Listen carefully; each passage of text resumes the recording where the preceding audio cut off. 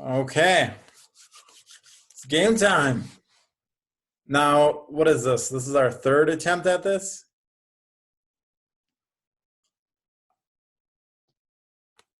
It is our third attempt. Yep.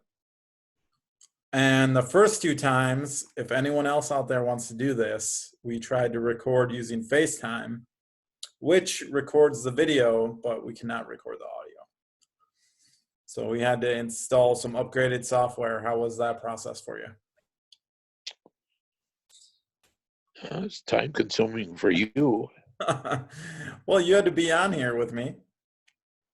Yeah. Well, you kind of knew what you were doing. I didn't. Yeah, I finally did figure it out. Okay, so I've already asked you about where your name came from, and I asked you about your parents. We'll go back to those on another video call. Okay. So now we're down to your grandparents, and I don't I don't know how much you remember about your grandparents, but maybe we start with Very little. none of your Very little. grandparents? No, none of them. I just heard about them. Like my dad's father was a post office man, and then he worked for the railroad. He couldn't read or write, and he had about 5 wives. And the requirement for each wife was that they were able to do math and write, because he would bring home the contents of his bag each night. And then the wife had to count out the money and reconcile it with what the tickets he had and write things down so he could turn them in the next day. So you potentially had 4 or 5 grandmothers on your dad's side? Yeah. Yeah. Was that I mean, were they all at the same time, or you got married and No, they weren't. divorced? They were, as one died, he found another one. Jeez. Yeah. It's a hell of a way to live. I mean, were they the first generation that came over to the United States? Yeah, I'm pretty much sure they were, but they might have been, second generation. Yeah. And that's just how it was back then. Life was tough, huh? Oh, you betcha. And you don't know what any of your grandmothers on his side did? No. Other Well, than they took care of the grandfather. They did his work for him. Yep, yep. So that was kind of maybe what they did for a living, and then homemaking, right? Yeah. Yeah. And what about your mom's parents? Don't know anything about them either. And since she was an orphan, they Yeah, probably her father turned them over to the Catholic Charities or something, and then the Catholic Charities turned my mother over to people in the Twin Cities, and they kind of she got hired out as first adopted, and then she got hired out as a housemaid, Yeah. cleaning and cooking for families. Okay. How about where were you born? Was born in St. Paul, Minnesota, June 10th, 1946. And I don't know if I was a morning baby or a night baby.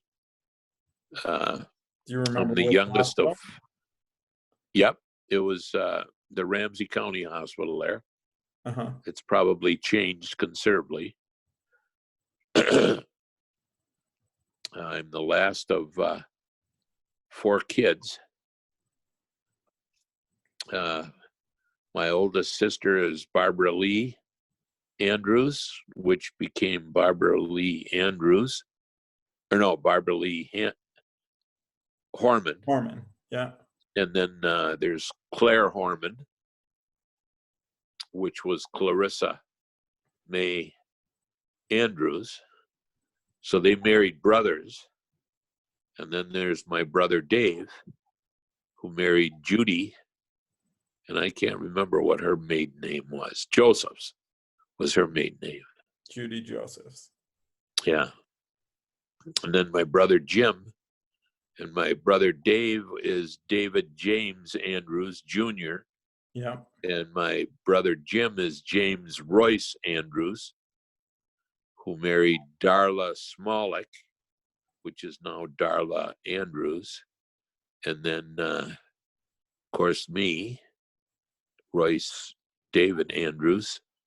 And then, and my brother Jim was James Royce Andrews. He had my middle name. Uh-huh.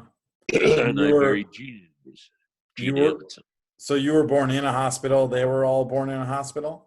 I'm pretty sure, yeah. Yeah. You don't remember which hospital? Was it Regions? Or I'm sure it was the Ramsey County Hospital there, because that was a main hospital back in the 50s. yeah. Well, good. You checked off my next question, which is what were your brothers and sisters' names? What was the first memories you had in your first home? Oh, well, the first home was at 183 McKnight Road, out by 3M there in St. Paul on the east side. Yeah. And they were newly built apartments. It was on the first floor, and right across the way was Judy and Dave Nybakken. And they lived in a set of apartments there. Wait, they were there when you were a kid? No. Oh no. So my this was first home. your first home. That's when I. No, that was my first. I'm curious about You mean that. my first home to live in Yep. was 607 9th Avenue North in South St. Paul. Right. The place we used to cut. It was a corner lot. Yeah. Yeah, it was a corner lot, and my dad had an opportunity to buy a lot and a half, so he bought a lot and a half. And I think he paid around $5,000 for the house. Jeez. And I think we sold it for about $170,000. And about what year did you sell it? Geez. I'm thinking 1995. Yeah. So when you were a kid, it would have been what, 1950? I mean, you were born in 1946. Yeah. But you remember when you were a little kid, that was the house that you started growing up. Oh, yeah. in. Yeah. Yeah, and we had a little one-car garage. And when my mother built the 2.5-car garage, I think she paid cash for it. I'm not sure. Mm-hmm. But she tore down the one stall garage and put in the 2.5 with a dormer on it on the top so that she could live in it someday, or somebody could live in it. She had it all fixed up except for the plumbing and heating. So you had to do that, but everything was open in the walls down below. Mm-hmm. But our neighbors on the north side were Victor and Ann Geese, and they were childless couple. And I think I saw Victor, probably I remember seeing him maybe 4 or 5 times. Yep. And he was always chipping off the ice in the alley so it would flow out, even though his driveway was well above the alleyway. And then Ann Geese was his wife. And I think I was in her house probably 10 or 15 times in my lifetime. Uh-huh. And I think I used to cut her lawn or something. But they were a very nice elderly couple. So in 607, did you and your brothers and sisters each have your own room, or did you have to share a room? I think we shared a room on the first floor. Parents had one bedroom that was probably 10 by 12. Yeah. Then there was another bedroom that had bunk beds in it. Uh-huh. 4 bunk beds? No, I 5. think it must have been 5. 5 bunk beds, because you had 2 brothers and 2 sisters. Yeah. And Eventually, I think one of them moved out into the parlor that was there. so There was a sunroom. so it was a two-story house though. What was upstairs? Yeah, the second story was built probably 19 in the 1950s, like maybe 52, Yep. because the family was getting larger and needed more room. So my dad, who was not a carpenter, Yeah. opened up the roof of the house and put in the dormer. It was absolutely incredible. He just started cutting the roof and Yeah, he just started cutting the roof. I don't think he even had any plans. I mean they must have had power tools back then, right? But a lot of it was hand Oh cut, yeah, right? oh yeah. He had a hell of a good saw. I remember him with that saw. But he made a dormer on each side of the house. Jeez. So that was probably at least a $5,000 or $10,000 addition that he put on there. So it was a steep roof when it was original, right? Yes. And so he just went up to the attic and then built out dormers on either end Yeah. and then kind Yeah. of built out the attic. Yeah. So he didn't add like he didn't cut the whole roof off and then add Well, he had to cut that whole roof off where the dormer came where out. the dormers were. Yeah. Yeah. And did you help him at all or you were just a little kid? No, I barely remember it. But you remember him cutting through the roof. No, I didn't see that. I just remember that, he did some carpentry up there. He must have had an awfully sharp mind and good what should I say? Good practical skills, Yeah. because he knew how to take off that dormer and raise that roof. That had to be something. I mean, I don't know if he had somebody helping him or not. Yeah. And And go ahead. and I should ask my brother Jim about that. He probably would remember more about that than I did. And did you have one bathroom in that whole house or No, yeah, we had one bathroom until the dormer was put on, and then there was another bathroom that was installed by my mother. There wasn't an original bathroom in that dormer section. They had to knock that out and make the dormer even wider on that section. And then the only way you'd get up there was through the steps in the inside of the house. They had a door that led to steps that led to the second floor. And then when my mother did some reconstruction, I suppose, along with that garage door or that garage, that double 2.5 car garage, she then put a dormer out the back of the house with a steel steps going down so that it would be a separate entrance for the upstairs. And another way to get up and down. Yeah. So did you guys have to all share one bathroom until you had that second one? You betcha. Yeah. So how did you have a shower and a bathtub in there? Or? No, just a bathtub. No Just shower. a bathtub. Do you remember And how then, often? Oh no, I don't even remember doing anything in the bathroom other than brushing my teeth. Yeah. But that long hallway that was in the house was for movies. It was a real nice hardwood floor. And later on, my mother put some carpeting down in there. Yeah. And then there was a long hallway. It must have been probably 4 feet wide and about 20 feet long. And of course, the doors on either end would close, and then he would put a screen up there, or he'd hang a sheet over the door to show movies. He was really big into movies. So he'd show him down the long hallway with like a film projector. Yep, you betcha. Yeah. And then it had a big wall that no, it was shown on the door. Oh, shown on the door. With a sheet over it, and then I think he got a film screen. It wasn't but those I remember very. It wasn't the same those film screen that you'd still have kicking around the basement, is it? No, that's long gone. I used to have the projector, but I think it broke, so I got a new one. And what kind of movies would he watch? Like, 8mm movies that he would take on a wind-up camera, so they were all homemade movies. all Nothing. homemade You didn't movies, like. and he There was had no, no and place he to had go a buy a movie. he what? Was there a place you could go buy a movie, or it was just what you No, made? no, they were just the ones he made. They were all silent. Yeah. They were like birthday parties and communions and weddings. And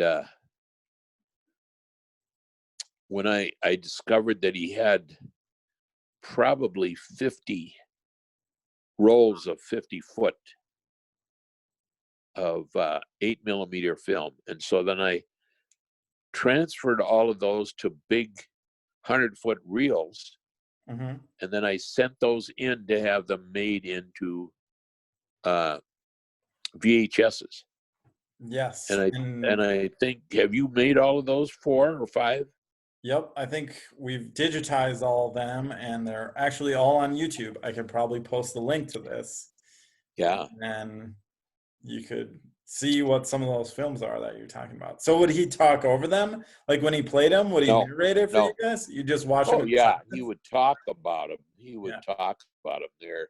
You know, he'd talk about who the people were and what they were doing, fishing or whatever. But he was really big into taking movies. I think he took some movies, but not very, still pictures, but not very many that I recovered anyway. Yeah. And I've seen the Uh, movie. I mean, the movies are they're actually filmed very well. It's incredible with that kind of equipment back then. yeah, You know, some of the stuff he captured. and Go ahead. I remember he had a big light bulb that was on a single thing that he had somebody hold up, and then he eventually got a bar with 2 bright lights that he would turn on when it was dark. So if he took night movies in the house or something like that, or down the basement, that he would use to. And I used those for a while, and then I got rid of that got modern ones Yeah. when I took movies. And And then so was that unusual for like oh, your other friends and stuff? Did their parents have cameras or take movies? not really. I didn't know of anybody that did it So back then. it must have been pretty amazing to have him be able to set up a movie projector in your house. But it was very common for us. Yeah. But you never had friends over to watch the movies with you or No, anything? No. and he didn't even have very many relatives over to watch the movies, and he never ever brought it to Uncle Arch's farm in Reedsburg area. Never brought the projector and the films that he took. In fact, I just called one of our relatives, and her name was Nancy Steele, and she's about a year or 2 older than I am, so she's about my brother's age. Yeah. And she had a particular twang, like a southern twang. Uh-huh. She had her own rural twang of Wisconsin, and I can't quite mimic it.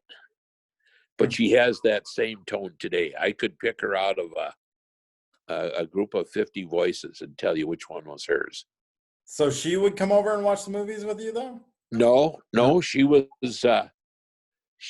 my, oh, can't remember exactly how she's related. I think it's my Aunt Melissa and Uncle Arch's kids. And so they had like 4 girls or 3 girls, no boys. Uh-huh. And or did they have 2? No, they must have had 4 girls, and they all married and settled in West Bend, Wisconsin. And then Nancy was one of Uncle Arch's and Aunt Melissa's kids. I'll have to ask that Nancy about that. Yeah, you should do that. And we'll do another one of these videos. We'll go back because I think you talked about Uncle Arch in some of your Yeah, initial questions I was asking you. So yeah, yeah. this is like episode, I think we're on episode 4 3. here. Three, episode 3. So we got to redo Yeah, episode 1 and 2. And then I think what yeah. we can do with this, Dad, is I can pull up some of those old videos and we can watch them and you can And narrate then I over can them. narrate them. Yeah, Yep. and then I've got those 2 reels down in the basement, and I used to have down in the basement all of these slides Yep. that I took, and they're down there in the basement somewhere. I think you may be surprised that Keeler is making some progress on getting those digitized. So, Oh, really? yep. Oh, Yep. I mean, you saw the one video he did from it was Christmas in the 70s at Grandma Anna's no, I, house. I don't think I saw it. Oh, I'll send it to you tonight. I'm sure you saw it, but I'll send it to you again. Oh, okay. All right. All right. All right. Let's call it for tonight. Thanks for being Okay. patient with all the technology here. Okay. All right. All right. Thanks for doing all of this, Trevor. Oh, yeah. Maybe August will live to appreciate it. Oh, I'm sure he will.